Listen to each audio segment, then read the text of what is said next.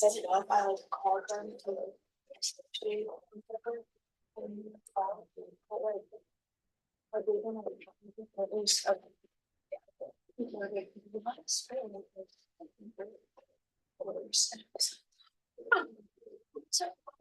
so I took you first.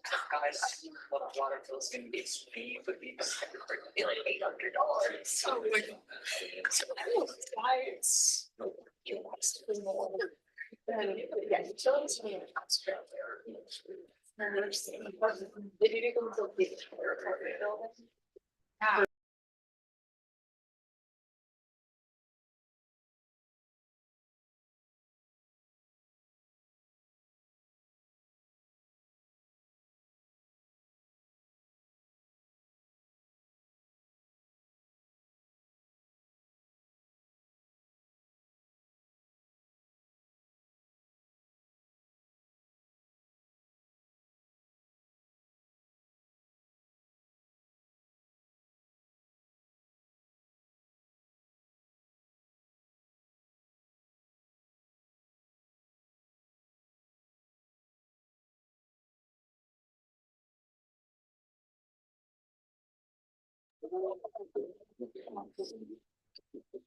Wait, private shower. Yeah.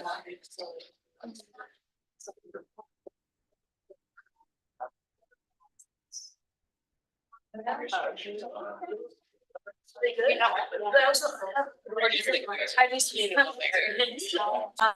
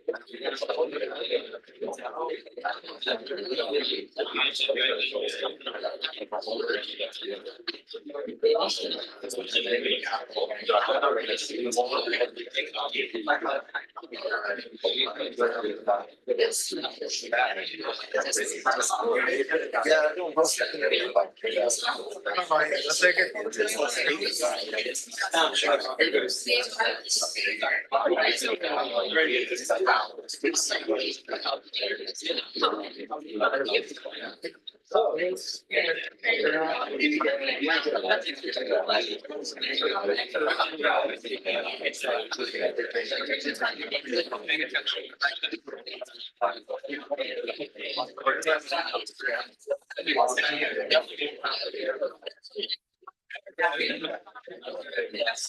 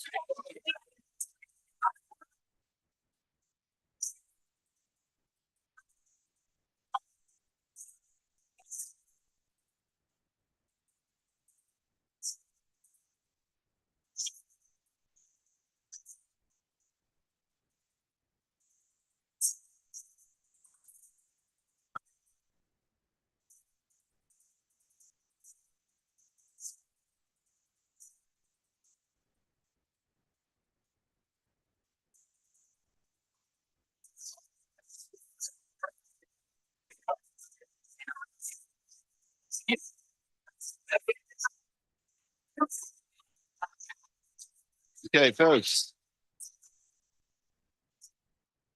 Hello again.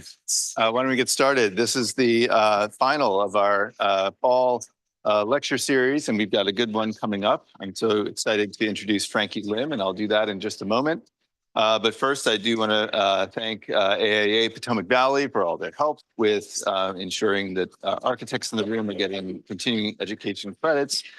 So thank you as always for their support.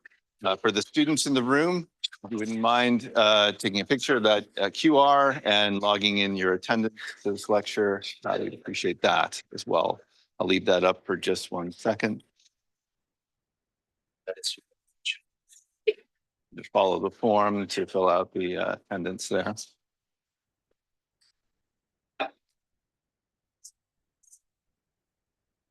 Good. So we're honored to have Frankie Lim join us. Frankie Lim is Senior Vice President of the Architecture Division of CPG Consultants based in Singapore. CPG is an international firm with operations in 7 countries across Asia, Africa, the Middle East, and South America. As the head of CPG Healthcare, Mr. Lim leads a team that provides creative, innovation, and sustainable health-oriented developments, bringing together the company's breadth and depth of expertise in designing and implementing urban, health, wellness, social, and ecological infrastructure. Mr. Lim has designed and delivered major public buildings in Singapore, such as the National Center for Infectious Disease in 2018, the Jurong Community Hospital in 2015, and the new Phoenix Park in the year 2000. And though his focus on salutogenic design, through his focus on salutogenic design, he's expanded CPG's practice to include a broad portfolio of health and wellness-oriented buildings and developments across Southeast Asia and the Middle East, including China, India, UAE, Pakistan, Malaysia, Vietnam, Brunei, and Afghanistan. So please join me in welcoming Frankie Lim.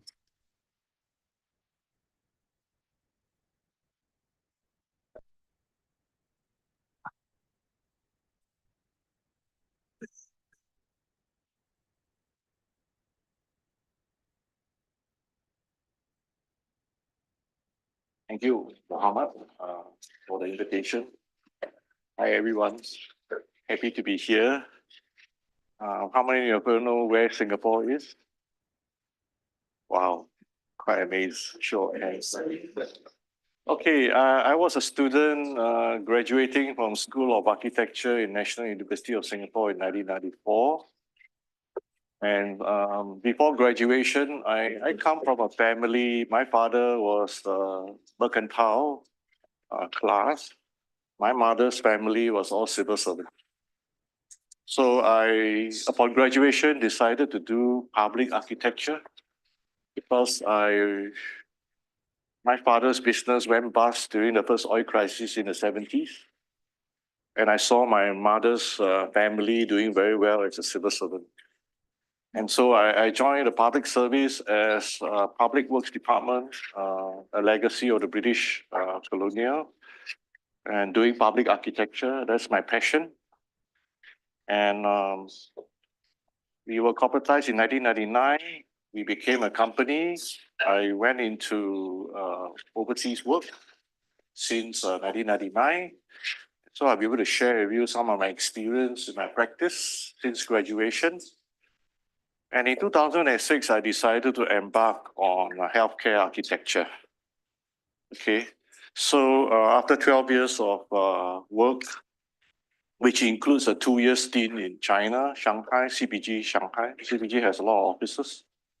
So I'm sharing with you some of our overseas projects, and hopefully will inspire you to explore healthcare architecture, wellness architecture as a career. If not, just being an architect, very conscious about the social needs of the community. Okay. So, this is Singapore, the city center. What you see are the banks, the colonial heritage that we have. This is a Victoria Concert Hall, the Padang, where the parades are being held, similar to your Washington, D.C. area. our cultural center, the Esplanade, and then our Sin City here, the casino. In 2006, our government decided to stimulate our economy by building a Sin City, integrated resort with casino from Sands, Las Vegas Sands, with a interesting roof garden that connects the 3 blocks, the hotels. But importantly, the proceeds from the land sale of this site, Singapore built the Gardens by the Bay. Now, if you go to Singapore, you have to go to see Gardens by the Bay. The Gardens by the Bay is an attempt to do a Central Park from New York in Singapore. It's the only government in the world that will spend $1 billion to build a park free of charge to its people. Okay, but the government, the Singapore government is very smart. They developed a park first so that the property prices for the surrounding vacant land, reclaimed land, will be elevated, and that will be used to finance the park. So the proceeds from the City goes to this park free for all Singaporeans. Okay, so do come and visit Singapore and see the park. And if you like a nice view of the city center, go to this roof garden. Okay. Now these are hardware. What I wanted to show you is the ethnic mix of its people. Majority Chinese, about 70%. We have about 20% Malay. Islam is a religion of the Malay. And then we have a small percentage of Indian, 15% Indian, and the rest are Eurasian. Okay, we have a very intrusive racial policy to ensure that we have parity and harmony in our society. So for Americans, you may not be used to our system, but be aware that we have lots of racial riots before, and we have learned from those lessons, and we have national identity to integrate all cultures, all religion and society. Okay. I wanted you to understand where Singapore is and where we come from, so that gives you some of the projects that we do are also socially connected. So this is Singapore, 15 degrees off the equator. Okay. We have more than 40 years of experience working in Singapore hospital. We are a one-stop hospital design consultancy firm. We have architects, urban planners, landscape designers, mechanical engineering, electrical engineering, civil and structural engineering. Okay, so we are one-stop. We are able to deliver the full design. And very important, we have more than 20 years of experience. These are the countries that we have done projects. I myself have been to all except Afghanistan, which I service it from Pakistan. We have overseas offices in China, Dubai, India, and Vietnam. Okay. So those of you who are looking at international practice, CPG is one of the firms based in Singapore. Okay. Now, over the years, we have developed a design philosophy. Okay. We believe in solotogenesis. Any of you know what is solotogenesis? It's a theory that talks about the origins of health. Okay. So we want to promote wellness. We need to look at health in its entirety. Okay, later I'll explain a little bit more. And we do that by introducing nature in our project. Okay. So we have biophilia. Now, contextually appropriate, I think every architecture student will know that every building will have to fit its climate and its people, its culture, its custom, especially in healthcare, because we are international practice. Every country that we go to practice, we will have to do some study into the culture, the religion, the language, and the architecture. So before going to Pakistan, we actually have to study Islamic architecture, where Muhammad is one of the leaders in this area. Okay, very often people come to us, they go to the internet, they saw our projects, but they wanted to see us, see whether we got human chemistry. And it's very important as you transit from academic to profession, you need to know that human relationship chemistry is important in order to deliver a project of your design.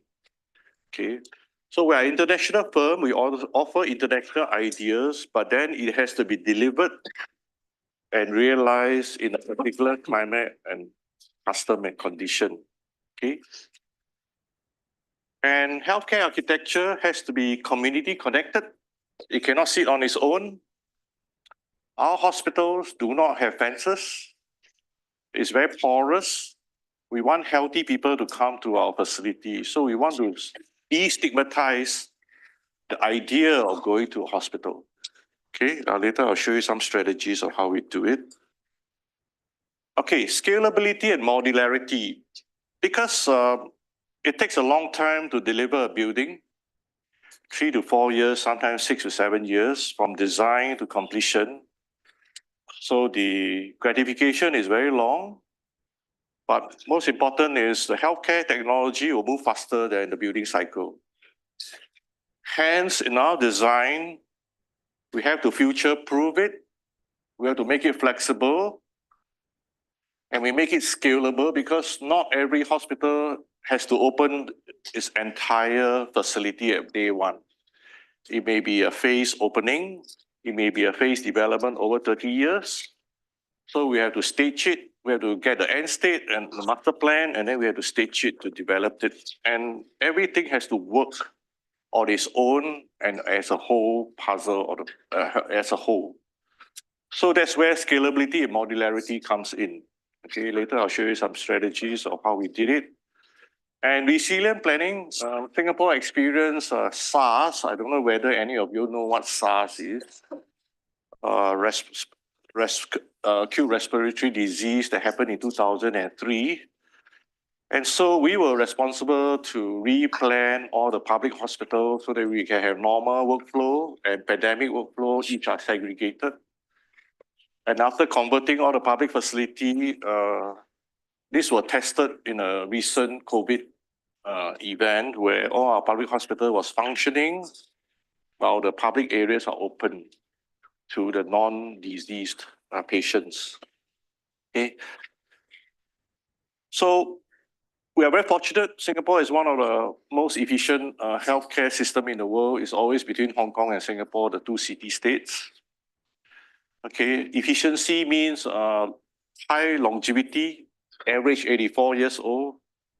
By the way, American is below 80. Okay, and low expenditure. We do not spend more than 5% of our GDP on healthcare. Now, this chart shows you where American is. It's a very high quality system, but it's also the most expensive in the world. This shows 17%, but I was told it's up to 21% of the GDP, of your GDP. So Singapore is on the other extreme. Okay. So that's the reason why, as a healthcare architect in Singapore, we get calls from all over the world to provide our services because they wanted a piece of Singapore healthcare. And as an architect, if you want to be good at your trade, then you have to go into the system. This is the entire healthcare system in Singapore. The whole care spectrum is just like your kindergarten, primary school, high school, university. In healthcare, we have primary care, specialist care, acute care, subacute, rehab, long-term, and home care. So we have two systems here, like America, we have a public system and a private system. Okay. When we have cough and flu, we do not go to the hospital. We go to our polyclinic and general practitioner, our family doctors. That will take care of about 80% of our health. Okay. And then really the serious ones will let you get referral to specialist hospital.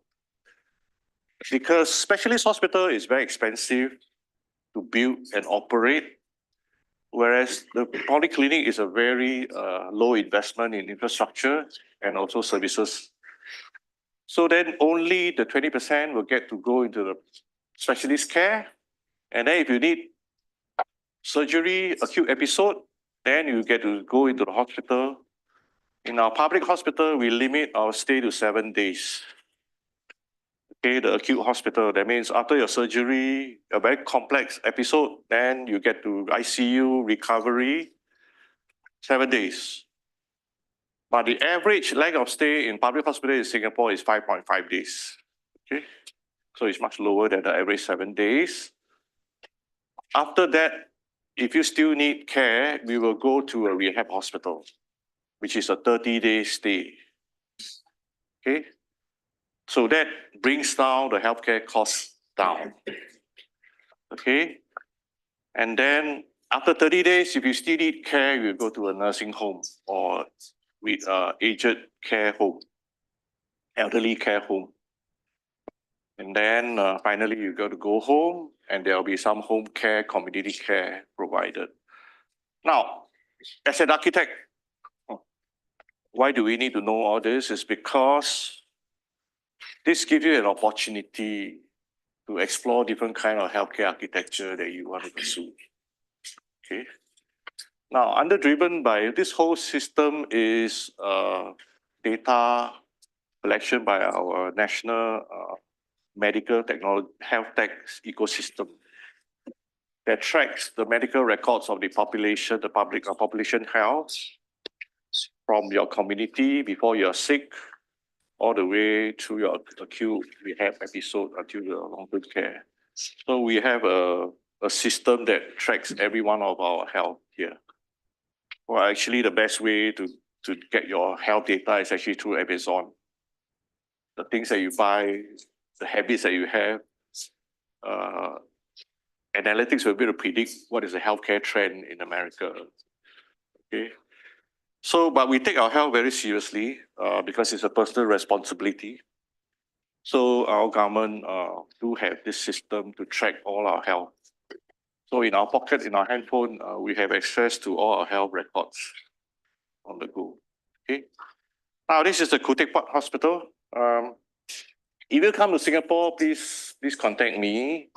I'm not asking you to visit the hospital, but this is a hospital you must go. This is the first garden hospital in Singapore. Okay, a health promoting hospital. Since you're not going yet, I will play you a video of the building. So it starts with a garden and bees. This is the courtyard in the hospital. On community do comes in the hospital. Just on neighboring pond that has a lot of birds. It's where the community goes to a transit station. Provide a health facility for them. Exercise. Corridor of the hospital.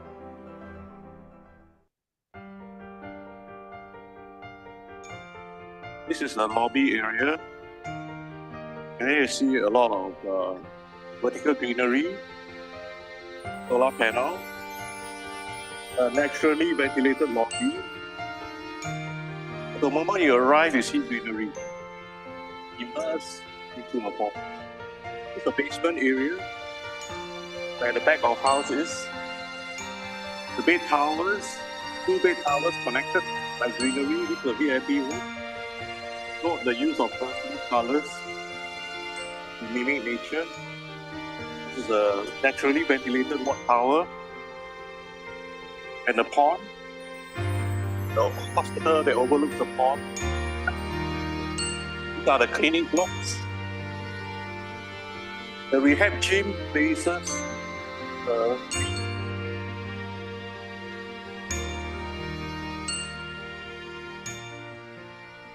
laboratory in the basement, day surgery in the bunker. This is basement 1, where the back of house is. So the courtyard that overlooks the pond.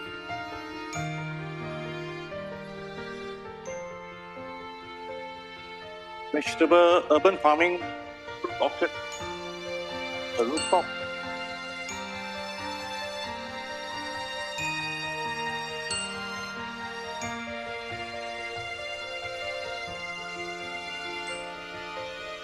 You will see we have urban farming in the hospital, which is manned by the community.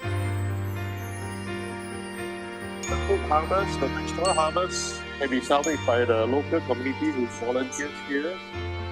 Every week they sell their produce in the hospital foyer to the community.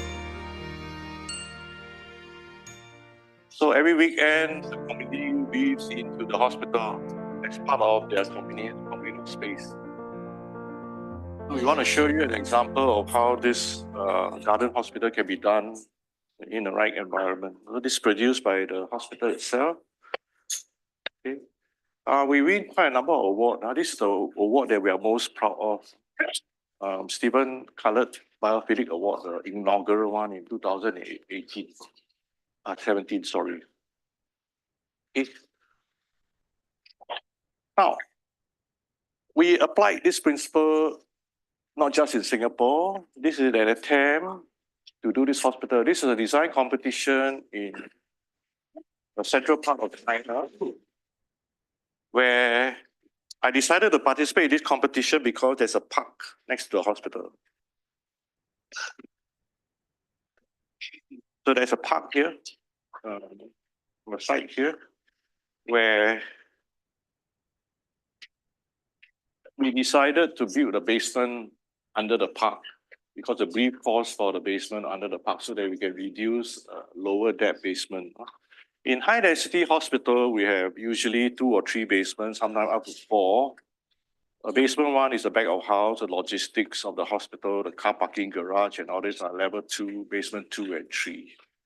But if we have more area, so we can reduce the depth of the basement, so we actually encroach onto the park. So the park is actually a roof deck. Okay. But the idea behind this is that we design the park, and then we design the park that integrates with the hospital. Okay. Many of your programs only call for your site, but we always look at what is outside the site. Opportunity for intervention and engagement. Because when we talk about community engagement, one of the things to engage is the green and the blue. And we have a stream on the south side. And I decided to participate in this competition.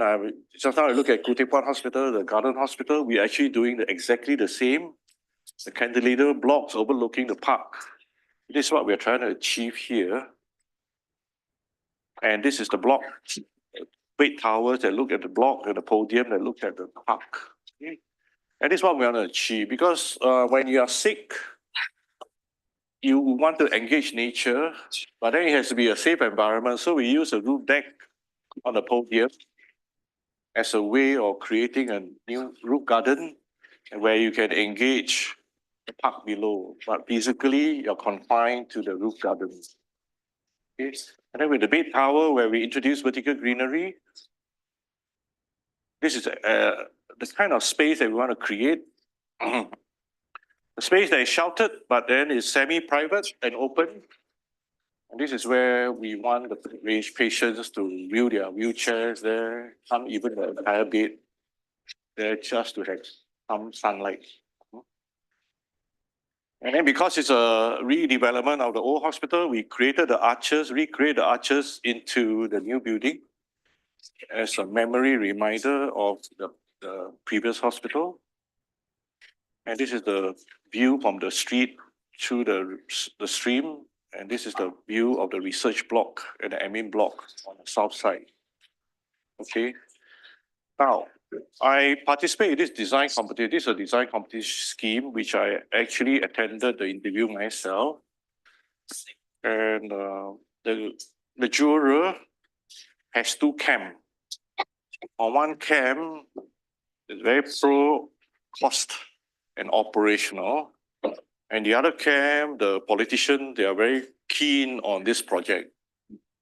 So every time I do a project like this, there's always these two camps conflicting each other. Winning this competition will depend on who wins the political game. And I was knocked out because the camp that talks about greenery and landscape is going to cost more money to build and more floor area to build. So I was knocked out. I got third prize, but I tell myself that in China, I have to work very hard to introduce this concept of the garden hospital. And it is the same kind of discourse that we have in our practice. Okay, a healing environment sometimes do get a lot of consideration on cost and operation. So these are issues that you have to deal with when you're a practicing professional. Okay. Now this hospital, I decided to participate in this hospital and I completed it because the hospital CEO wanted to build a hospital that doesn't bring down the property prices of its surrounding development. Okay, so what I did was I did a roof garden hospital on the podium and a tower, and the operator gave me a very interesting challenge. This is a very small hospital with 300 beds. The hospital operator only want to open 100 beds at phase 1. And they told me, please design 2 towers for me so that I can develop 1 tower and leave the other tower empty until phase 2. When I come on board, I told them that, look, it is not possible for a 300-bed hospital to split into 2 towers where you have 2 cores and you bring down your efficiency. So I told them, I convinced them that you build a single tower and on day 1 of its completion, only the top 1.5 floors are operational. The rest of the 3 floors below are shell. And then we put the admin between the tower and the podium. The reason why we put the admin there is because when it should happen, they actually need to renovate the 3 floors, retrofit the 3 floors. The admin office has to be vacated outside the hospital. The whole idea behind this is so that it doesn't affect the operation of the hospital during the fitting out of the 3 floors. Remember I told you about scalability and modularity. This is what it means in the hospital design. You design for phase 1 on the podium, you design for phase 2, and then you need to have an interim solution for phase 1 in between. So it's a plug and play concept, but it has to be carefully planned. Okay. This is the interior. It's a women and children hospital. Right. Not only I have to design the hospital, they also asked me to design the car park. In Malaysia, 300-bed hospital requires 700 car park lots. I think for me, it's beyond my comprehension, but Malaysian has a lot of cars, so they need the car parking. And staff already took out half of it. Okay. So this is my attempt in Malaysia to build this project is the one that is most interesting. We work with ACOP, Pakistan-based firm with its root in Canada. Bamiyan, what is famous for Bamiyan? Anybody knows? Yeah, the giant Buddhas that was bombed by the Taliban. That's the city Bamiyan was. Okay, this one was collaboration with Aga Khan Development Network. Now, any of you heard about Aga Khan Design Award? Yes. Okay, it's one of the prestigious award for architecture. Now, Aga Khan has a few requirements. Number 1, it has to use local material. Number 2, local technology, and number 3, local workforce. Okay, so they are very conscious about, they give very good programs for healthcare and education. And these three requirements, you need to satisfy these three. So this building that we built in Afghanistan is actually using ram earth. Anybody know what ram earth is? A manual task of ramping the earth to get you the compressive strength that you need. And this is also a seismic design. We have to design for earthquake. So our ram earth structure has to be tested in a French lab before we apply it in this building. Now, by using ram earth, you're able to see that the architecture and the hill below behind is actually the same. Okay. Now, in Afghanistan, you can't help it because of terrorism. We need to have security walls, okay, in order to protect the facility, and it should be kept at 2-story high. Okay. But ram earth means that you can create texture and profile of your building using different stones, different sand and earth to give you that profile. So you'll see it's quite an interesting mix that mimics nature. Okay. And in hospital in Middle East, in South Asia, do have incineration of biowaste. Okay, we wanted to introduce the idea of waste to energy. So they have an incineration. Incineration requires a chimney. So this is our tribute to the Buddha niches in Banyam. Okay. And the Women and Children Hospital, okay. We insist on having greenery for phase 1, and phase 2 areas are using gravels. You notice the thick walls because it is very hot in the day and very cold at night. So the walls, the ram earth wall that we built is to store the energy so that it re-radiates at night when it's cold. Okay, so in the day, it keeps away the heat, and then you build energy in the wall, and then it re-radiates out at night. Okay, so this is a vernacular architecture in Afghanistan. So here we show you local carpenters fixing the window frames. Okay. And then the courtyard areas where despite its dry and arid environment, we have greenery, we have trees, so that from indoor you can look out to the greenery outside. 2-story building, we do not have lifts, so we provided a ramp. See, with this part of the world, ramps are very common for hospital. Okay. But inside, it's a modern hospital with modern technology, solar panel, with all the security system. Okay.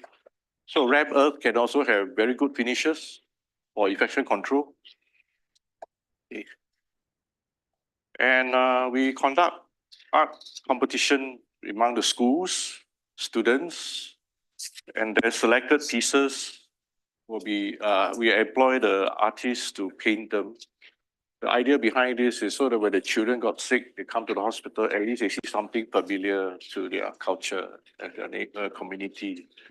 So this is our way of engaging the community.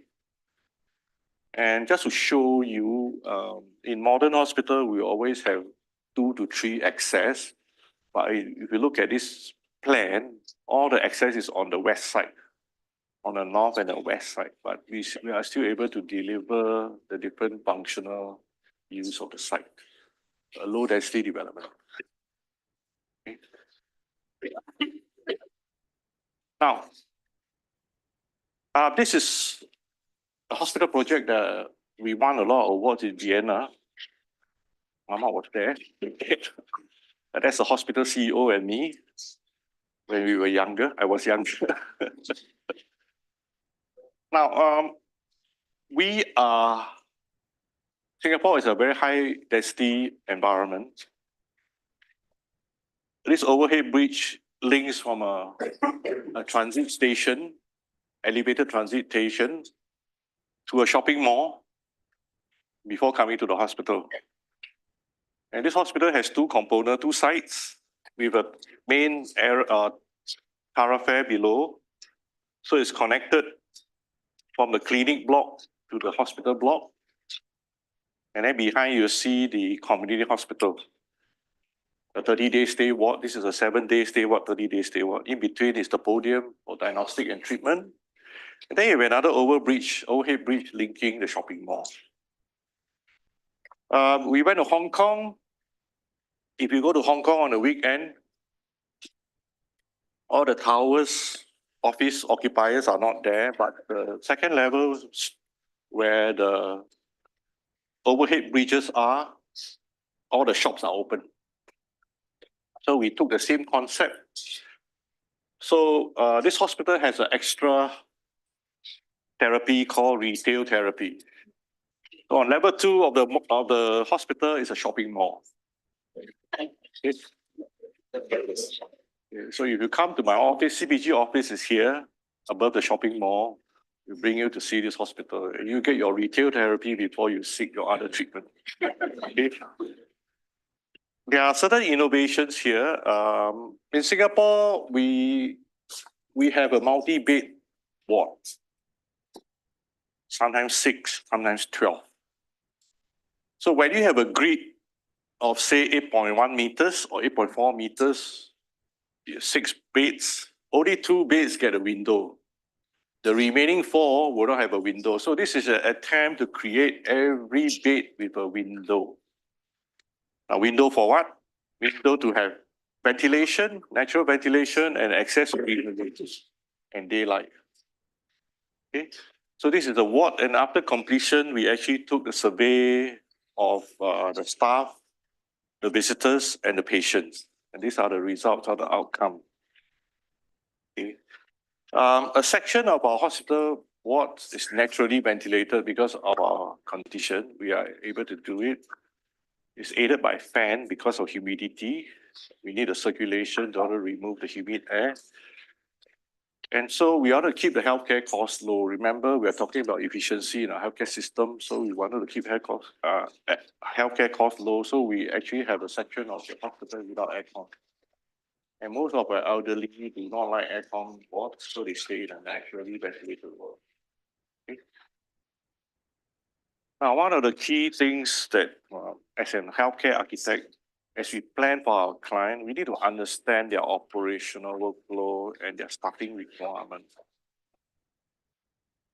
So the medical center is a zero-stay day, means a daycare center. So, but you have a lot of equipment here because we wanted the patients that need not stay in the hospital to go into the inpatient block. So they can come in and go out here. So the general hospital and the rehab hospital, by co-sharing, we can actually share the equipment and bed transfer. From acute hospital, you just simply transfer the bed to the rehab hospital. And sometimes in rehab, if you have a fall again, you go hip replacement surgery, you come back to the acute hospital, get to stay in the acute hospital after surgery, and then go back to rehab hospital. So inevitably, architecture and operations are integrated. So designing hospital, we need to work with the hospital operator to get their operational input, their clinical flow, in order to make it a successful one. Okay? And this is where we spend a lot of our energy during design, interacting with the various doctors, hospital administrators, and nurses, and even back of house staff. Okay? Now, we apply that concept in China. This is a hospital in China where it is high density. You have high density housing, offices, SOM tower, 320-meter tower, and then you have another hotel with a school on the west. I decided to make the hospital a green garden for the community. So the hospital is not just a place for the sick, it becomes a place where we provide green relief for the urban context. Again, I was at the final presentation. This time I won. Okay, the hospital CEO says, I'm not going to maintain the park. And the district mayor said, don't worry about the park. The park belongs to the city. The municipal government will take care of the park on the rooftop. Okay. I wanted a bio pond, but the doctor says, no, there'll be infection control issues, so it's chlorinated. But it's still better than no water bodies. and we create fountains out of this. So we do have our successes. Okay. And then every bed has a window, has a sister in China. Okay. Show you the roof garden. Now, in designing hospital, there are accommodation for patients, which is one below, and then on top of the tower, there's accommodation for staff, which we design it for future expansion of the hospital bed. But staff and patient, staff also need respite areas, areas where they can relax if they stay there. So we created a green terrace here, where you have staff activity on the roof terraces. Okay. Okay, so this is important because we need to take care of the patient, but we also need to take care of staff who are resident in this block. Okay. So this is how we do, instead of trees, because Shenzhen, South China has typhoon, we use shrubs, flowering shrubs instead. Okay. So this is a perspective, and this is an actual picture of how it looks like. And of course, we did the National Center for Infectious Diseases, which is our COVID command center. When I first entered this project, I wanted to talk to the hospital to change the name. National Center for Infectious Diseases, not very sexy, right? Who wants to come to this building, right? But to the clinicians, this is their pride. So you have to respect the specialists. You know, they really want to call themselves the National Center for Infectious Diseases. But this hospital is in the middle of a town center, okay, in the middle of our busy commercial district. And there are high density, high luxurious apartments, neighborhoods. So what we did was we designed this building to serve the infectious diseases, doctors and patients. But behind where the community are on this side, we actually built an academic facility, a research and academic facility, in order to create a buffer, sugarcoat the bitter pill behind.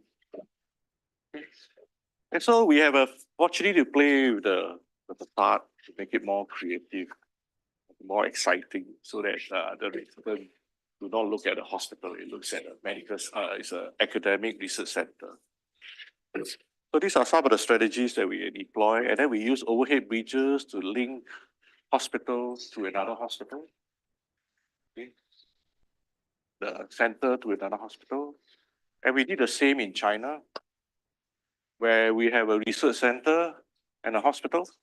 Again, we segregate them because of infection control, and then we create bridges to link them. This is Professor Zhongnan San, one of the famous SARS and COVID doctor in China for respiratory. So we're very fortunate to do the facility for Singapore and also for China. Another view of the project. Okay, coming back to Singapore, some of our healthcare challenges. You may ask yourself as an architect, why should I be bothered with our healthcare challenges? But this is our market, and we need to predict your future market trend. So we need to understand what is happening in Singapore. So in Singapore, we have a rapidly aging population. We are going to reach super aging in 2030, which means that more than 1/4 of our population will be above 65.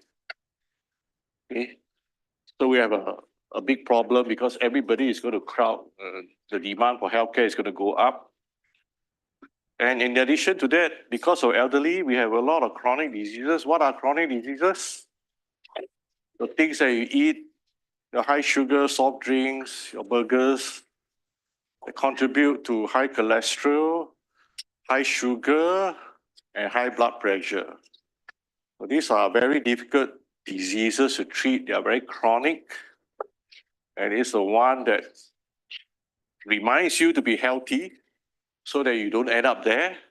But we already, because of aging population, we are having an increase in chronic diseases. And the next one, mental wellness, was also impacted by the COVID shutdown. During COVID, unlike America, we have a very strict regime of lockdown and, controlling social distancing, limit number of people gathering. Okay, so we went through a very severe regime. Okay, we all stay at home and we experienced a 12% increase in mental wellness diagnosis in Singapore. For those of you who understand Singapore, we all live, 85% of our population live in high density housing, square meters of 80 to 100 square meters, 2 to 3 bedroom kind of apartment, some without balcony, many without balcony, and we are cooking. We all cooked at home. And that creates a lot of tension, a lot of family having a lot of issues, and then we have 12% increase. Okay, so this is very serious. As architects, how can we contribute? That was a challenge for us.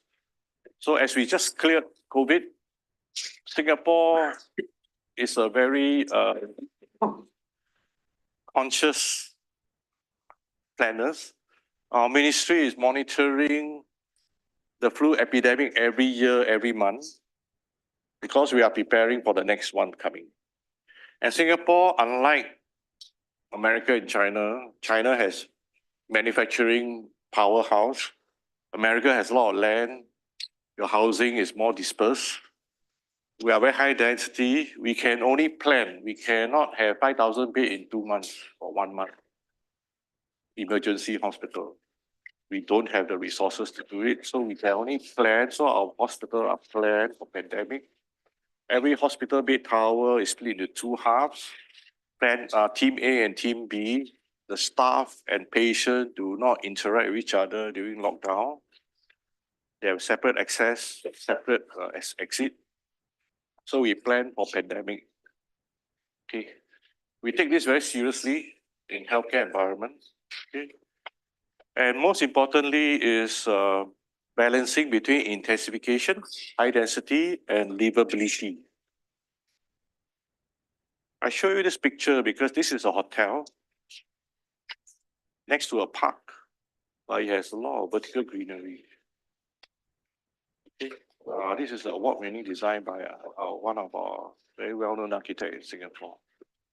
This is an attempt to create greenery in a high-density environment. So if you come to Singapore, you'll see a lot of greenery on our towers. Every office tower will have greenery outside. Okay. And this is an attempt to make our vertical living more livable. Okay. So what is health? I think WTO has a good definition. In absence of disease, we also look at the physical, mental, and social well-being. The disease is taken care of by the medical professional. But the 3 other words, sets of words in orange are the ones that architects can contribute. Okay. So if we look at factors affecting health, your family genes and aging, this is part of nature. Can't do anything about it unless you got genetic corrective surgery, therapy or whatever you have. But then as architects and planners, we can actually look at behavior and lifestyle, quality of environment, accessibility, and quality of healthcare. Okay. So these are the factors influenced by the physical environment. These are the factors where architects and planners can intervene. Okay. If you look at accessibility of healthcare, you're looking at cure. Now, if you look at the quality of environment, you're looking at prevention. Okay. So if you want to promote healthy lifestyle, then it has to intervene, encourage people to exercise and be healthy. Okay. So in addition to designing hospital and healthcare projects, more importantly for us is to design healthy places so that we can keep the community healthy from going into the system. So this is the entire spectrum of our health and wellness development. Okay. Now, there are many theories. I subscribe to this one that talks about heterogenic design. In hospital design, you have to take care of the safety of the patient and the staff. So if you look at the pathogenic design to make sure that it is safe, infection control. Okay, but after the acute episode, the surgery, where infection control is important, when you go to recovery, it is the social and psycho aspects that's going to help the healing. Okay, so we design spaces that will promote health and aid the recovery. Okay? Now, these are theory, so later I'll explain to you. The three projects that I featured just now, the National Infectious Disease is probably the most pathogenic kind of architecture, where it is everything is containerized, isolated. Then you go to Ng Teng Fong Hospital, which is the one that's urban context. Then you go to a biophilic garden kind of environment in Khoo Teck Puat Hospital. So these are the three projects. And if you look at intervention, you look at healthy building, you need to look at healthy landscape and healthy cities. So the building doesn't stand by itself. Architecture is not alone. It always sits in a context. You need to look at it holistically. That's why in every project that you do, even in your academic exercise, look at your surrounding for the blue and green and the topography, how you can integrate your development into the community. Okay. I'm just going to show you how we can plan and design to make healthy choices the preferred easy choice. Okay, so using Khoo Teck Puat Hospital, it is a healthy building and healthy landscape. Okay, now promoting healthy diet. Now, on the way to the cafeteria of the hospital, you'll be confronted by this body mass index chart. Anybody know what's body mass index? Okay, what is it? Oh.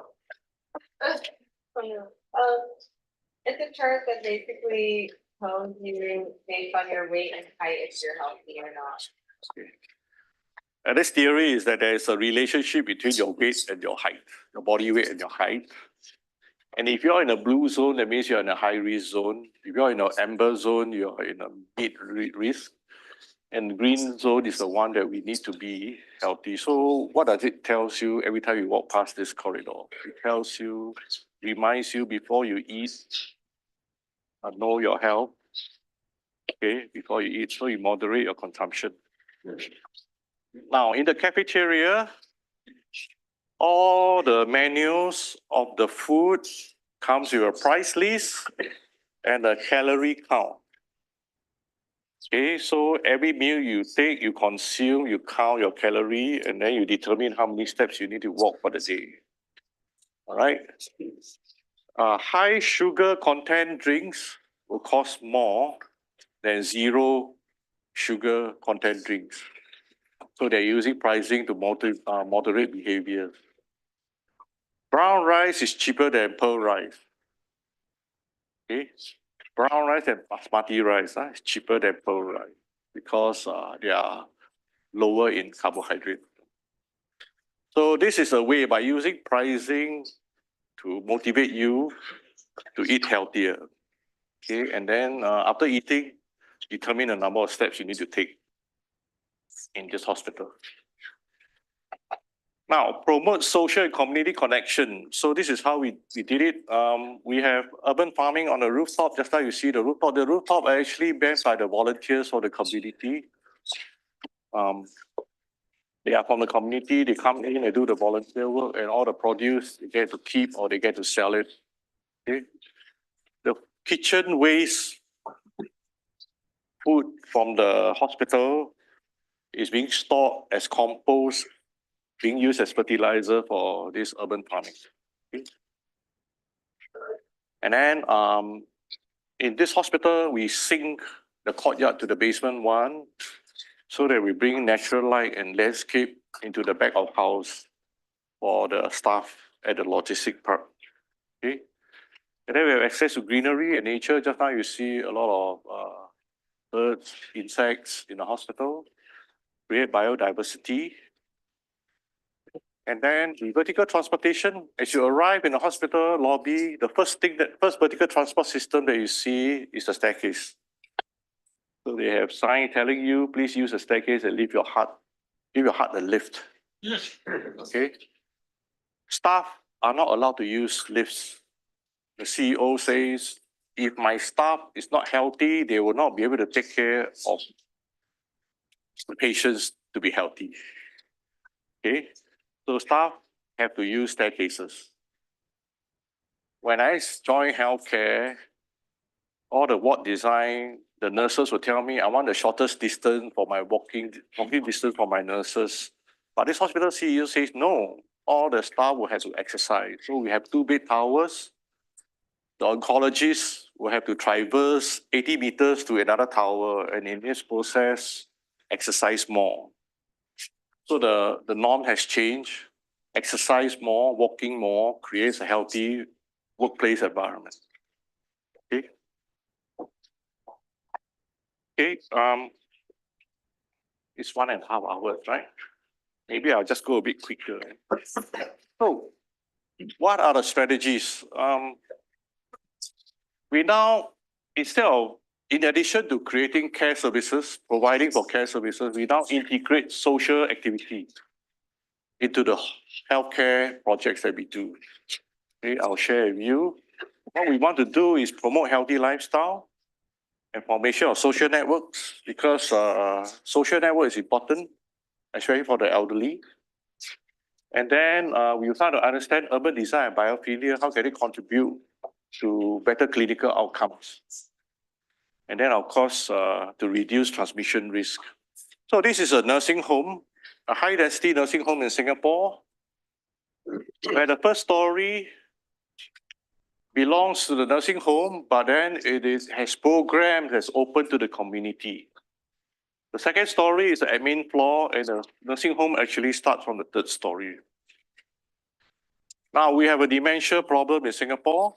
Because of our longevity, quite a large proportion of our patients do have dementia, and dementia patient requires a lot of care. What we try to do here as an architect is to create a ramp to allow patients to wander in their home, their nursing home, so that they can engage different residents in different floors through this ramp. So we allow wandering within the hospital area where you can have interfloor engagement. Okay, so we create a ramp, and you notice the proximity to, just now I mentioned, the public housing here and the school beside. So this is what we do. On the ground floor, we have spaces for the community to come in. So any structured program, intergenerational program can come into the nursing home, book a slot, provide activity for the community as well as the elderly. Okay? And we have elderly fitness station next to the children's playground on the 3rd story. Okay? So we want to encourage community to come in. This is exactly what happened. The school students will come in and do origami with the elderly resident, and then also the Chinese orchestra playing music to the elderly. This is how the space is being used. So we don't just design the nursing home, we design community spaces for them. And we have a multi-bed situation. We create a cubicle so that each one have its own privacy. Okay, and this is how the interior looks like. Isolation room, nurse station. We create a lot of verandas. The Malay house in Singapore has a lot of veranda, semi-outdoor spaces, a balcony area.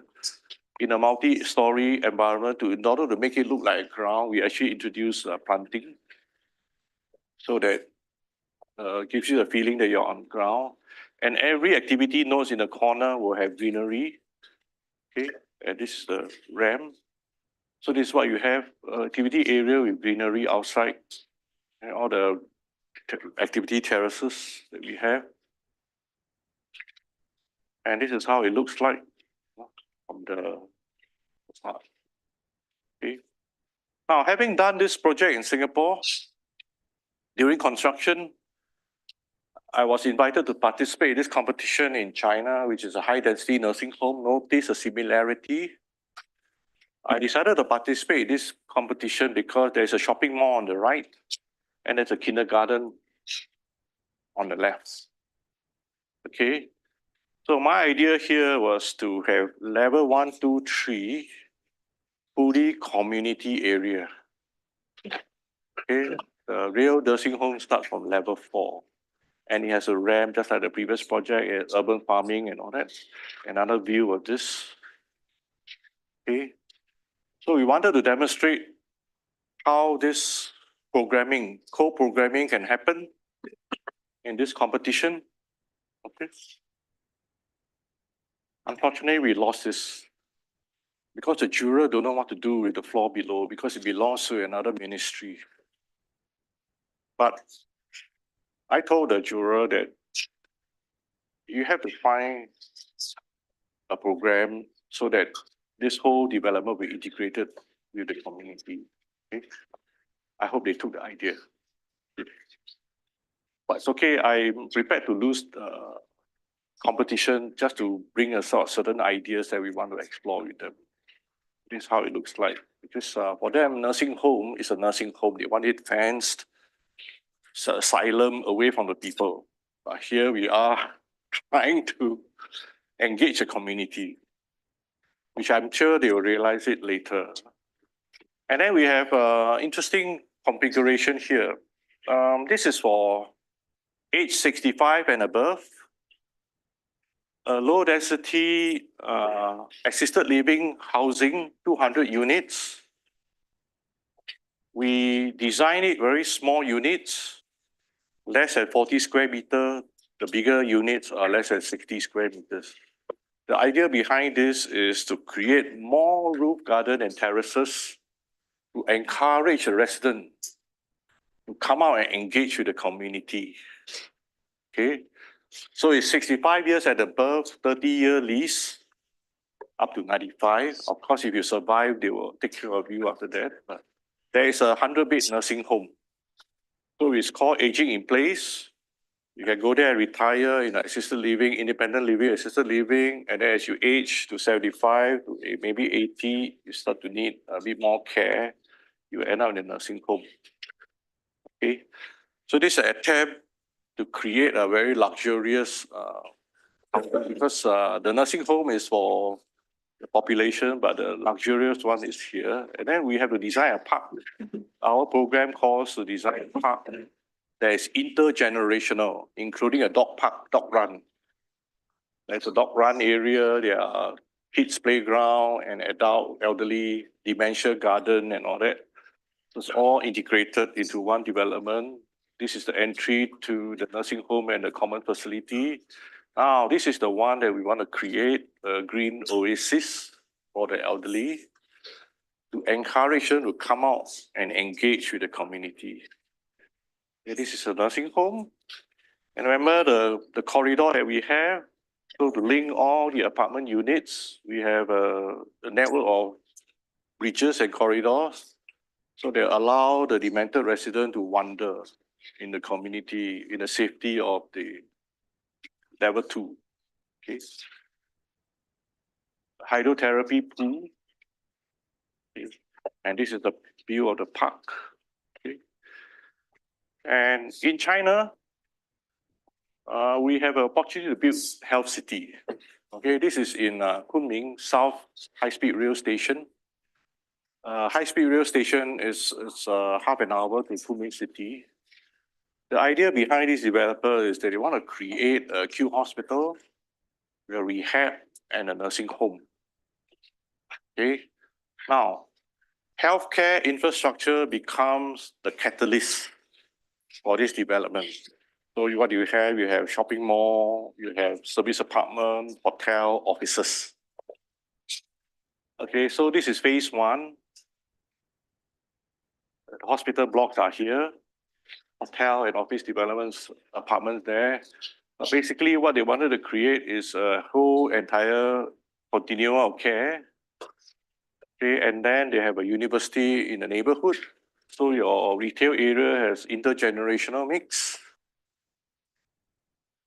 Then we have all the urban farming, gym and all that for the elderly.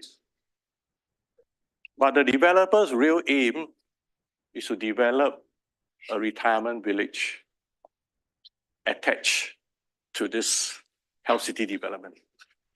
So hospital healthcare projects become an anchor for development.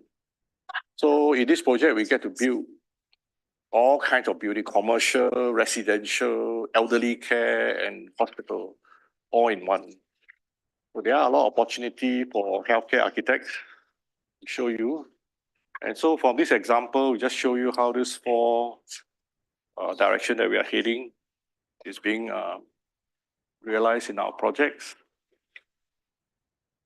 Now, coming back as an architect, we would like to see a patient's needs from the bed. The patient is most vulnerable when he's bedbound. Okay, so what do we want to empower the patients to do when he's bedbound? Okay, so if you look at your air flight cabin, on your seat, what do you get? You can call the air hostess to get you services.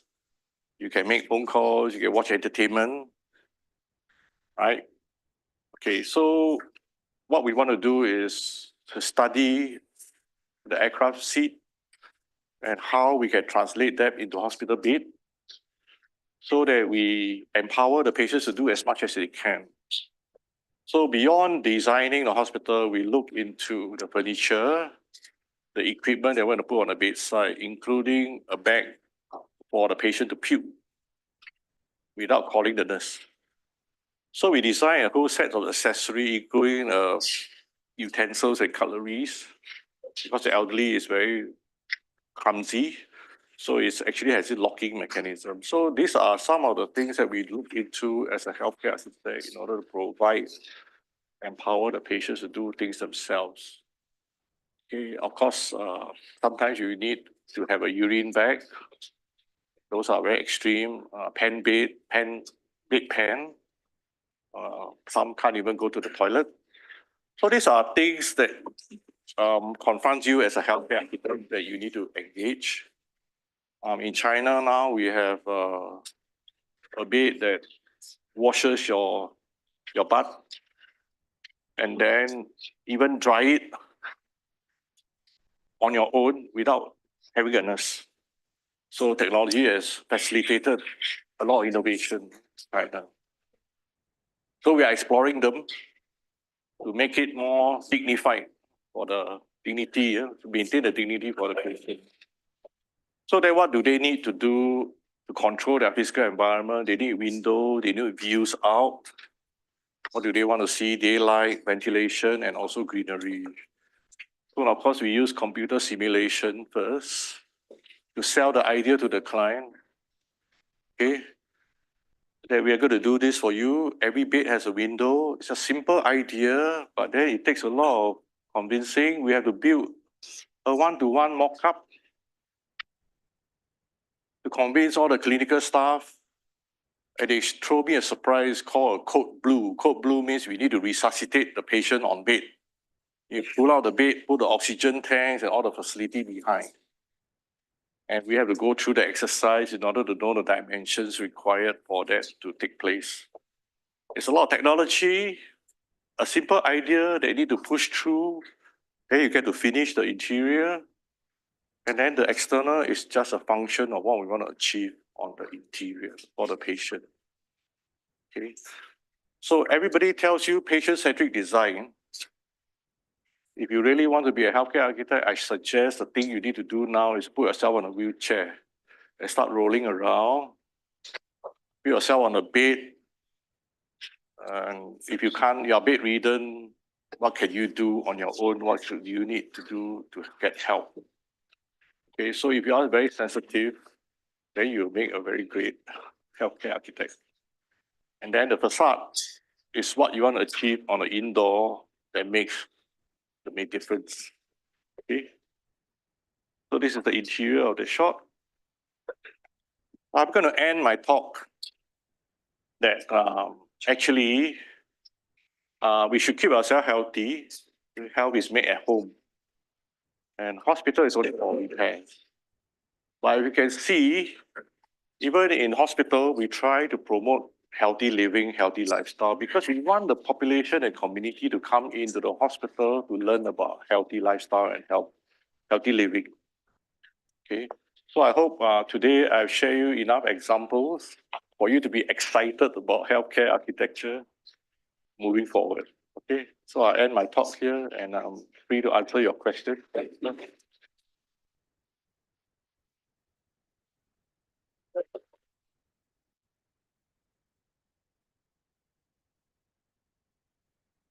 This, by the way, is our design competition for hospital design. We really went wow.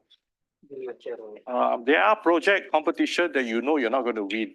What do you do? But you still need to participate. What do? You go wow and you wow everybody.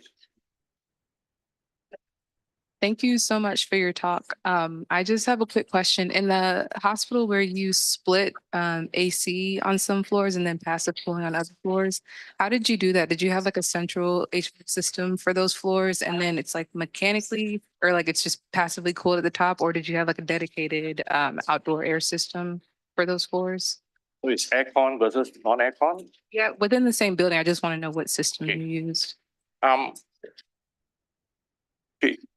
In Singapore, we want to keep healthcare costs low. Okay, there are many things we do, but in architecture, is to provide non-air conditioning, naturally ventilated environment for the patients. Singapore weather is very good. Our peak is 33, 34 degrees Celsius, but indoor is still at 30.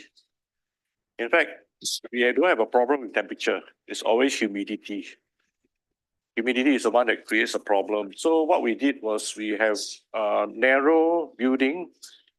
Our building is not more than 18 meters, 24 meters wide. Okay.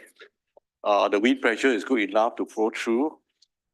And then we have louver windows. Louver windows is the most, we learned it from the British, the louver windows. And when it rains, that's where the problem is. When it rains, we shut all the louver windows, then the whole room feels very stuffy. So what we do is we have monsoon window at the low level, fixed window, where the air breeze will just come in right at the patient's bed. Okay. We did that in most of our projects. Low level windows will be fixed window, where the rain comes, you will continue to have breezes through the bed area. We now design all our building within 24 meters width, whether it's aircon or non-aircon, because that gives us a maximum flexibility. So we do that for natural ventilation to work. I don't know about here, but our wind speed is almost the same. Our prevailing winds come from multiple directions, but some of the predominant periods will be the monsoon, northeast and southwest. So we have a lot of strategies, what you call wing walls, to divert the wind into the interior. Okay, but we still have fan, and the fan is powered by the solar energy, because if solar energy you use battery to store power, then it'll cost you a lot more money. So when it's hot day where you need a fan, we actually have a direct supply DC, direct circuit to the fan. Then we have, of course, standby the grid to supplement. For air conditioning, we use high efficiency glass, low E glass. Sometimes we use laminated, what do you call it? Laminated interlayer with an air gap, insulated glass, low emissivity, low E glass, and then we create sunshade. nowadays we are able to use a lot of software to simulate the condition and to optimize the sun shading. And in Singapore, we have sun shading, not like here, you actually love the sun. We have too much of it. So we have aircon and non-aircon. So what we did was by pricing. If you stay in a non-aircon bed, it's $30 Singapore dollars per night. If you stay in the aircon one, it's $300 per night. So you choose what you want. And the trend is that a lot of people go for naturally bed in order to save costs, and so the government intervene and say if you're a certain tax bracket, you're not allowed to go into the naturally ventilated. Especially when in Teng Fong Hospital, every bed has a window. It's so cool and comfortable. The patients don't want to go open. So we have a problem of overstay. But it's a success of the project and the building. Right? So architects can influence. Good, we have time for one more question. We have one more out there.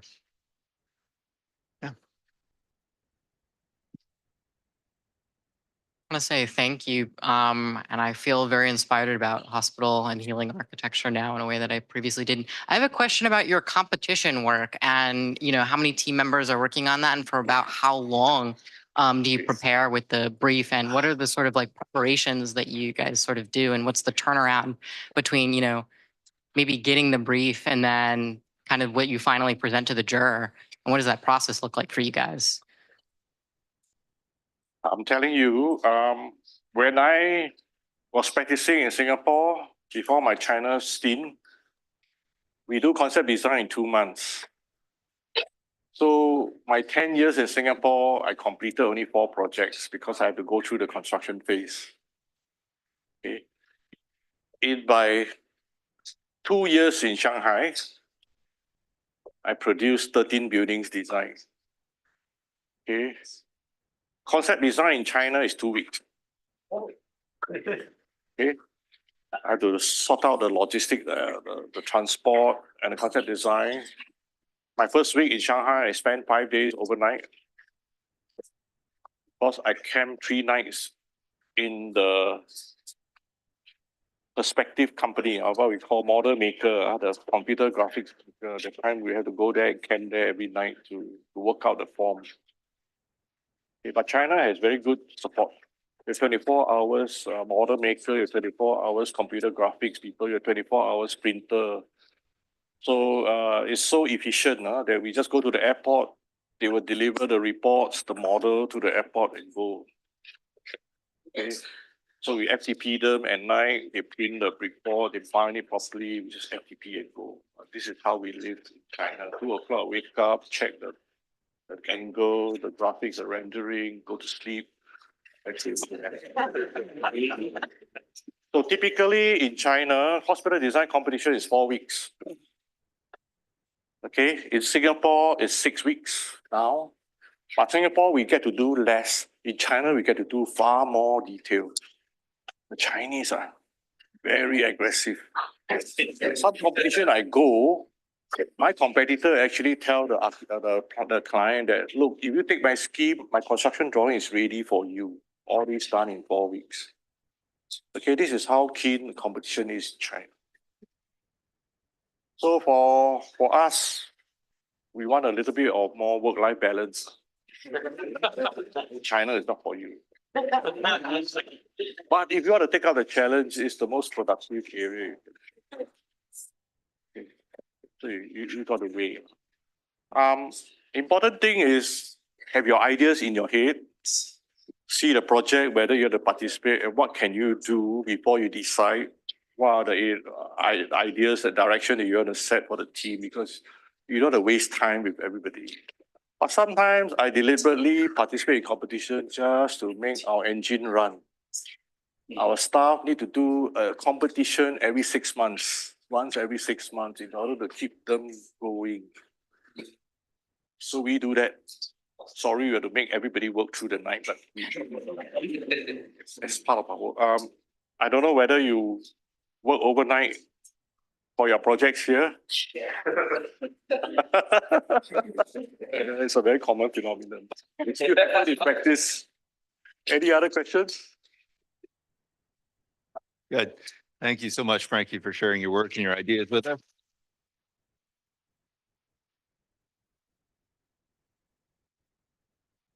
Okay.